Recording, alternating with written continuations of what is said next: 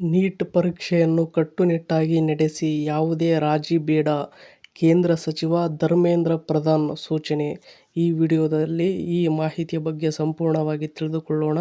Miss ಮಾಡದೆ ಈ ವಿಡಿಯೋವನ್ನು ನೋಡಿ ಮತ್ತು ನಿಮಗೆ ಯಾವ ಉದ್ಯೋಗದ ಬಗ್ಗೆ ಮಾಹಿತಿ ಬೇಕು ಎಂಬುದನ್ನು ಕಮೆಂಟ್ ಬಾಕ್ಸ್ನಲ್ಲಿ ತಿಳಿಸಿ. ಹಾಗೆ ಈ ವಿಡಿಯೋ ಇಷ್ಟವಾದರೆ ಸಬ್ಸ್ಕ್ರೈಬ್ ಮಾಡಿ.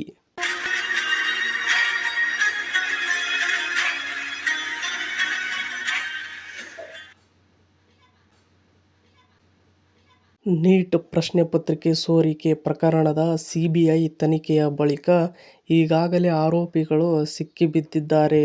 ಕೋಚಿಂಗ್ ಕ್ಲಾಸ್ನಲ್ಲಿಯೇ ಪ್ರಶ್ನೆ ಪೇಪರ್ಗಳನ್ನು ಹಂಚಲಾಗಿತ್ತು ಎಂಬ ವಿಷಯ ಹೊರಬಿದ್ದಿದೆ.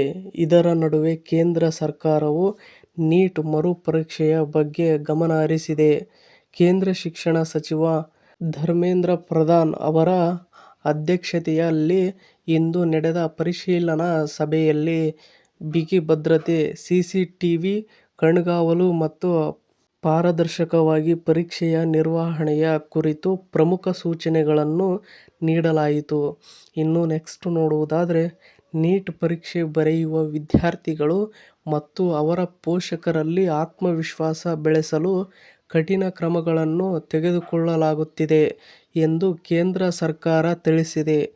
ನೀಟ್ ಪ್ರಶ್ನೆ ಪತ್ರಿಕೆ ಸೋರಿಕೆ ಪ್ರಕರಣದ ಸಿಬಿಐ ತನಿಖೆಯಲ್ಲಿ ಆಘಾತಕಾರಿ ವಿಷಯಗಳು ಬೆಳಕಿಗೆ ಬರುತ್ತಿವೆ.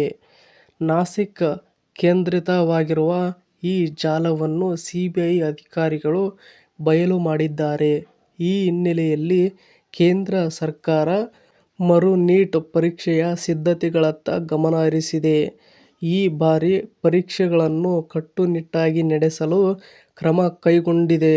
ಮುಂಬರುವ ನೀಟ್ ಮರುಪರೀಕ್ಷೆಯ ಸಿದ್ಧತೆಗಳನ್ನು ಪರಿಶೀಲಿಸಲು ಇಂದು ಕೇಂದ್ರ ಶಿಕ್ಷಣ ಸಚಿವ ಧರ್ಮೇಂದ್ರ ಪ್ರಧಾನ್ ಅವರ ಅಧ್ಯಕ್ಷತೆಯಲ್ಲಿ ಉನ್ನತ ಮಟ್ಟದ ಪರಿಶೀಲನೆ ಸಭೆ ನಡೆಯಿತು.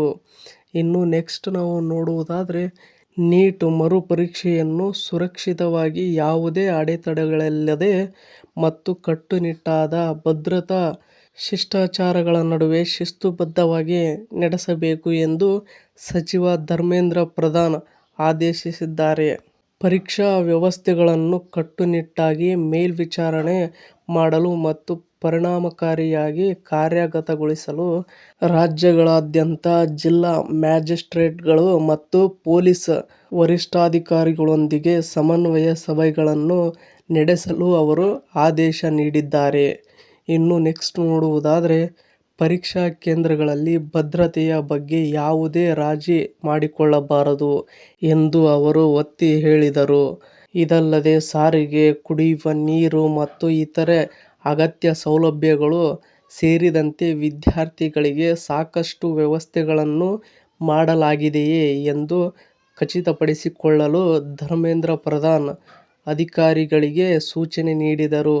ಭದ್ರತೆ ಮತ್ತು ಸೌಲಭ್ಯಗಳ ಬಗ್ಗೆಯೂ ರಾಜಿ ಮಾಡಿಕೊಳ್ಳದಂತೆ ಅವರು ಸೂಚನೆ ನೀಡಿದರು. ಇನ್ನು ಇದೇ ತರಹದ ಶಿಕ್ಷಣಕ್ಕೆ ಸಂಬಂಧಿಸಿದ ಸುದ್ದಿಗಳನ್ನು ಓದಲು ನಿಮ್ಮ ಜಾಬ್ಸ್ ಆ್ಯಂಡ್ ಎಜುಕೇಷನ್ ಅಪ್ಡೇಟ್ ಚಾನಲ್ಗೆ ಸಬ್ಸ್ಕ್ರೈಬ್ ಆಗಿ. ಈ ವಿಡಿಯೋ ನೋಡುತ್ತಿರುವವರು ಇನ್ನೂ ಯಾರ್ಯಾರು ಸಬ್ಸ್ಕ್ರೈಬ್ ಆಗಿಲ್ವೋ ಪ್ಲೀಸ್ ಎಲ್ಲರೂ ಸಬ್ಸ್ಕ್ರೈಬ್ ಆಗಿ ಮತ್ತು ಈ ಅಪ್ಡೇಟ್ ಬಗ್ಗೆ ನಿಮ್ಮ ಅಭಿಪ್ರಾಯ ಏನೆಂದು ಕಮೆಂಟ್ ಬಾಕ್ಸ್ನಲ್ಲಿ ತಿಳಿಸಿ. ಹಾಗೆ ಈ ವಿಡಿಯೋ ಇಷ್ಟವಾದರೆ ಸಬ್ಸ್ಕ್ರೈಬ್ ಮಾಡಿ, ಸಪೋರ್ಟ್ ಮಾಡಿ. Thank you for watching friends. ಎಲ್ರಿಗೂ ಧನ್ಯವಾದಗಳು.